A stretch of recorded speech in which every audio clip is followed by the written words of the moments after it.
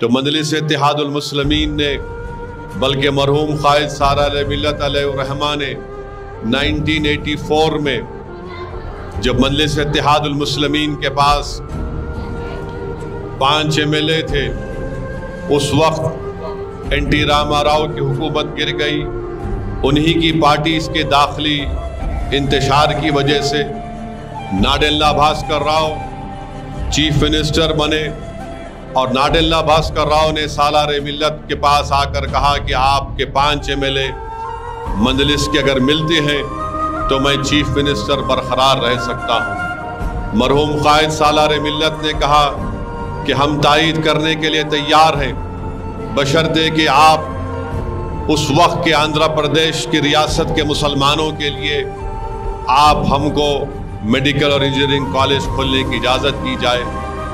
तो नाडेला भास्कर राव ने सालार मिल्लत से कहा था कि ओवैसी साहब, आपको मैं बहुत कुछ दे सकता हूँ, आप सिर्फ एक कागज़ का टुकड़ा मांग रहे हैं। तो सालार ने कहा कि मैं बहुत कुछ ले सकता हूँ, मगर मैं अपनी ज़ात के लिए या अपने पार्टी के MLAs की ज़ात के लिए नहीं पूछ रहा हूँ।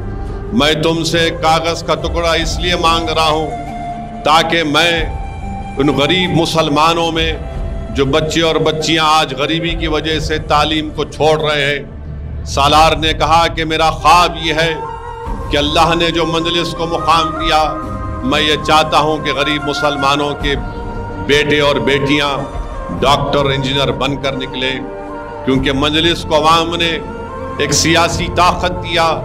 अपनी इत्तेहाद और अपनी सियासी शऊर की बुनियाद पर उन्होंने अपने मरकज़ सियासी को मजबूत किया।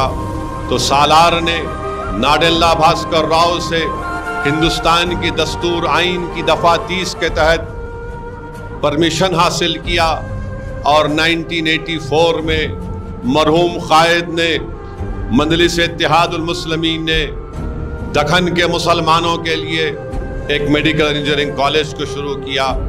मैं ये बात इसलिए कह रहा हूँ क्योंकि आज यहाँ पर जो तुलबा और तालिबात हैं, उनके ज़िम्मेदार यहाँ पर हैं। मैं उनको भी बताना चाह रहा हूँ और इक़्तिदार की कुर्सियों पर बैठने वाले लोगों को भी बताना चाह रहा हूँ, जिन्होंने इक़्तिदार की कुर्सी पर बैठकर ये कहा कि वो मजलिस की तारीख़ को जानते हैं कि नाडेला भास्कर राव के ज़माने में क्या हुआ था। तुम नहीं जानते मजलिस की तारीख़ को, तुम नहीं जानते कि हमने कैसे मुश्किलात और पुरपेज वादियों से गुजरकर मजलिस ने अपना सियासी सफ़र तय किया। अगर उस वक्त सालार अपनी ज़ात को सामने रखते, अपनी ज़ाती फ़ायदे को सामने रखते, तो सालार गरीब मुसलमानों के लिए मेडिकल इंजीनियरिंग कॉलेज का परमिशन हासिल नहीं करते। मरहूम क़ाइद ने 1984 में मेडिकल कॉलेज का परमिशन हासिल किया। आज आपको जानकर खुशी होगी कि 5000 से ज़ायद बहुत बड़ी तादाद में 90% के करीब उसमें मुसलमान बच्चे और बच्चियां डॉक्टर बनकर ना सिर्फ वतन अजीज़ भारत में बल्कि अमेरिका में, लंदन में, ऑस्ट्रेलिया में, सऊदी अरब में, गल्फ़ में वहाँ पर खिदमत अंजाम दे रहे हैं।